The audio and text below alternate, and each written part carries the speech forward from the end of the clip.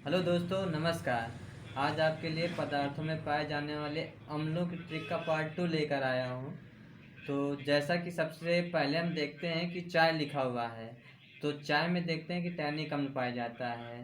तो टैनिक अम्ल को हम लोग इस प्रकार याद रखेंगे कि जैसे लोग आजकल घरों में बहुत अधिक चाय पीते हैं, सुबह भी शाम भी, तो चाय को टॉनिक समझकर लोग आजकल चाय पी रहे हैं। तो टॉनिक शब्द से हम टैनिक को रिलेट कर लेंगे। तो इस प्रकार हमें बड़ी आसानी से याद हो जाएगा कि चाय में टैनिक अम्ल पाया जाता है। उसके बाद हम देखते हैं कि सेब लिखा हुआ है, सेब में मैलिक अम्ल पाया जाता है। तो इसको हम लोग इस प्रकार याद रखेंगे कि हम लोग जैसे मार्केट जाते हैं और वहाँ सेब के रेट बहुत अधिक होते हैं, तो अगर मोल भाव करने से कुछ रेट कम हो जाते हैं तो वो हमारे पैसे क्या हो जाते हैं, सेव हो जाते हैं, जिससे हम कोई अदर सामान खरीद सकते हैं।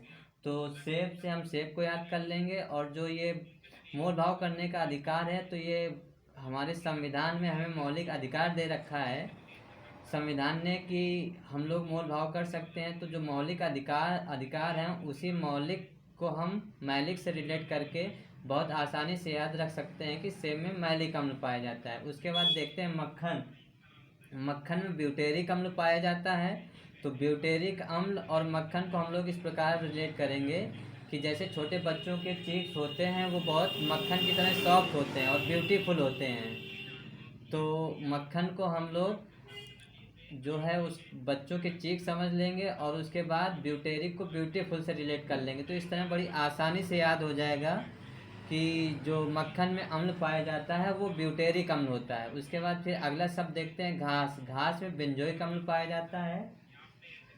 तो जो बेंजोइक है तो उसको हम बंजर भूमि से रिलेट कर लेंगे कि बंजर भूमि में तो पेड़ पौधे क्या घास भी नहीं उगती है। तो इस प्रकार हमें बंजर से बेंजोइक बहुत आसानी से याद हो जाएगा। तो इस प्रकार याद हो जाएगा कि घास में बेंजोइक अम्ल पाया जाता है। फिर उसके बाद अगला शब्द देखते हैं अमाशय।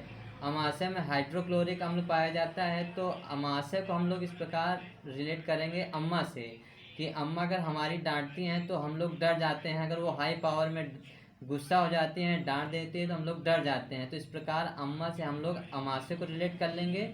और हाइड्रोक्लोरिक को हाई पावर में जब डांटती हैं तो क्या हो जाता है, हम लोग डर जाते हैं। तो अमाशय को हम लोग रिलेट कर लेंगे अम्मा से, और हाइड्रोक्लोरिक को डर से। तो इस प्रकार बड़ी आसानी से याद हो जाएगा कि अमाशय में हाइड्रोक्लोरिक अम्ल पाया जाता है। उसके बाद पाचन रस।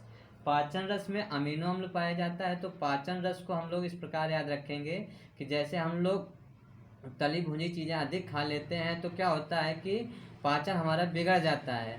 तो हम लोग कहते हैं कि आम दिनों जैसा हमारा पाचन नहीं है।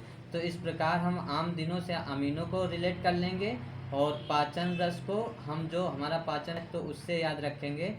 तो पाचन रस में अमीनो अम्ल पाया जाता है। उसके बाद फिर देखते हैं हमारा अगला शब्द है डीएनए और आरएनए।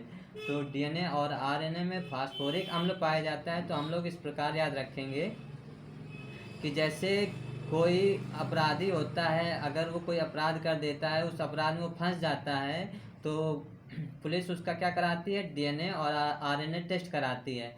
तो इस प्रकार हमें याद हो जाएगा कि अगर कोई अपराधी किसी केस में फंसा तो फंस से हमें फास्फोरिक याद रहेगा और पुलिस उसका क्या कराती है, डीएनए टेस्ट कराती है।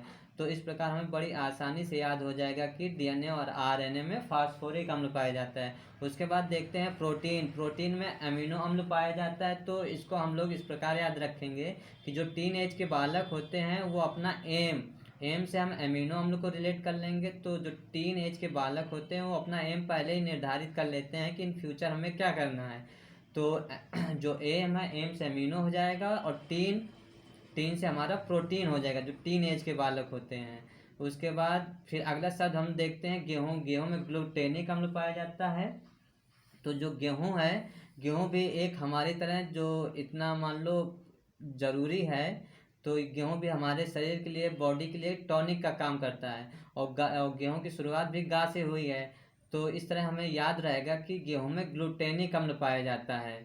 उसके बाद फिर अगला हम शब्द देखते हैं गन्ना। गन्ना में ग्लाइकोइन अम्ल पाया जाता है। तो ग्लाइकोइन अम्ल को हम लोग इस प्रकार याद रखेंगे कि अगर हम किसी अपने रिश्तेदार के यहाँ जाते हैं और अगर वो कहता है कि अपने दो चार दोस्तों के साथ जाते हैं और रिलेटिव हमारा गन्ने का रस लेके आ जाए आता है, तो हम लोग क्या बोलेंगे कि कोई ना ये गन्ने का रस कोई ना पिएगा भाई, वो लेके आओ लिम्का जूस, ड्यू ड्यू लेकर आइए या कोको कोला पेप्सी, इनमें से कोई लेकर आइए, गन्ने का रस कोई ना पिएगा। तो इस तरह हम लोग याद रखेंगे गन्ना में ग्लाइकोइन अम्ल पाया जाता है। फिर अगला हमारा है सोरा और फिटकरी। सोलह और फिटकरी में नाइट्रिक अम्ल पाया जाता है। तो सोरा और फिटकरी को हम लोग इस प्रकार याद रखेंगे कि जो नाइट्रिक अम्ल को हम लोग नाई से रिलेट कर लेंगे कि जब नाई सेविंग करता है तो उसके बाद क्या लगाता है, फिटकरी लगाता है। तो इस प्रकार हमें बड़ी आसानी से याद हो जाएगा कि फिटकरी और सोरा में कौन सा अम्ल पाया जाता है, नाइट्रिक अम्ल। उसके बाद फिर हम देखते हैं जठर रस। जठर रस में गैस्ट्रिक अम्ल पाया जाता है। तो जठर को हम लोग जेस्ट से याद रखेंगे। कोई अगर हमारा भ्राता यानी बड़ा कोई आता है तो वो हमारे लिए गेस्ट की तरह होता है, हम लोग उसका बहुत स्वागत सत्कार करते हैं। तो गेस्ट से गैस्ट्रिक हो जाएगा और जठर से हम जेस्ट को याद रखेंगे। तो इस प्रकार बड़ी आसानी से याद हो जाएगा कि जठर रस में गैस्ट्रिक अम्ल पाया जाता है। उसके बाद देखते हैं सोडा वाटर। सोडा वाटर को हम लोग इस प्रकार याद रखेंगे और कार्बोनिक अम्ल इसमें पाया जाता है। तो सोडा वाटर को हम लोग इस प्रकार याद रखेंगे, जैसे हमारे मोबाइल वगैरह में अगर वाटर चला जाता है तो हम कितना भी साफ कर लें मगर उसमें कुछ कार्बन वगैरह लग जाता है। तो इस प्रकार हम दोनों को रिलेट कर लेंगे कि सोडा वाटर में कार्बोनिक अम्ल पाया जाता है। और उसके बाद फिर अगला हम देखते हैं हमारा वसा है। वसा में ओलिक अम्ल पाया जाता है। तो इस प्रकार इसको हम लोग इस तरह याद रखेंगे कि जैसे एक पुरानी कहावत है कि जैसे सर मुड़ाते ही ओले पड़े। तो हम लोग इसको थोड़ा सा चेंज कर लेंगे और इस तरह इसको याद कर लेंगे कि गांव बसा नहीं कि ओले पड़े। तो जो बसा बसा है, बसा से वसा हो जाएगा और ओले को हम ओलिक से रिलेट कर लेंगे। इस प्रकार हमें याद हो जाएगा बड़ी आसानी से कि वसा में ओलिक अम्ल पाया जाता है। और फिर अगला हमारा है बैटरी। बैटरी में सल्फ्यूरिक अम्ल पाया जाता है। तो बैटरी को हम लोग बटर से रिलेट कर लेंगे और सल्फ्यूरिक अम्ल को सेल्फ से रिलेट कर लेंगे। अगर हम लोगों को बटर मिल जाता है तो सेल्फ ही खा जाते हैं और किसी को नहीं पूछते हैं। इस प्रकार हम देखेंगे कि हमें बड़ी आसानी से इतने सारे जो पदार्थ दिए हुए हैं इनमें कौन सा अम्ल पाया जाता है बड़ी आसानी से याद रहेंगे।